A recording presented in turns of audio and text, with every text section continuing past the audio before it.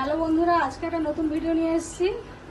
তো পুঁই শাক দিয়ে চিংড়ি মাছ আর কুমড়ো দিয়ে একটা রেসিপি করব। তো তেলটা গরম হয়ে গেছে, তাহলে 5 ফোড়ন আর শুকনো লঙ্কা আছে, আমি একটু দিয়ে দেবো।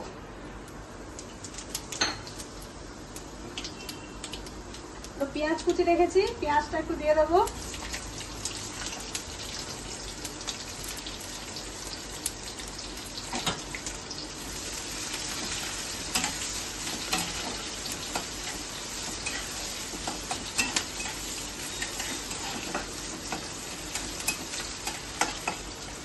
পেঁয়াজটা একটু ভাজা ভাজা হয়ে গেলে আমি একটু আদা বাটা রেখেছি, আদা বাটা দিয়ে দেবো।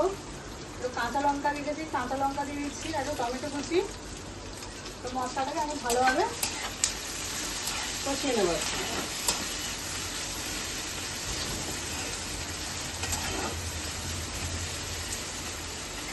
যখন মশলাটা একটু ভাজা ভাজা হয়ে গেছে, আমি এইটার মধ্যে আমি একটু জিরে গুঁড়ো, ধনে গুঁড়ো, লঙ্কা আর হলুদ মাখিয়ে রেখেছি। তো এটা আমি দিয়ে দেবো মশলাটা। ভালো করে এটা একটু কষিয়ে নেবো।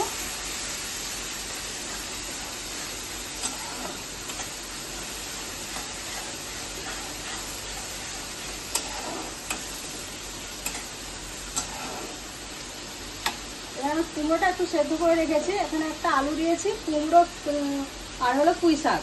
তো এটা আমি ঢেলে দিচ্ছি এর মধ্যে।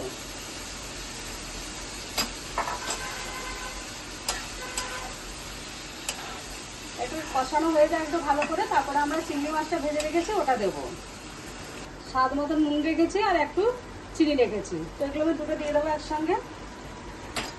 এবার নাড়িয়ে নিচ্ছি এটা।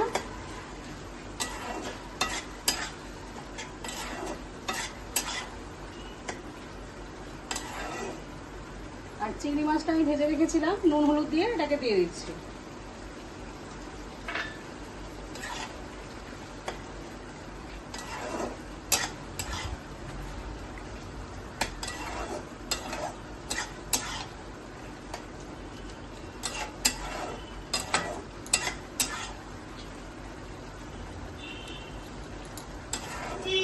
জলটা শুকিয়ে গেলে আমরা নামিয়ে নেব। দেখুন বন্ধুরা, এরকম দেখতে হয়েছে।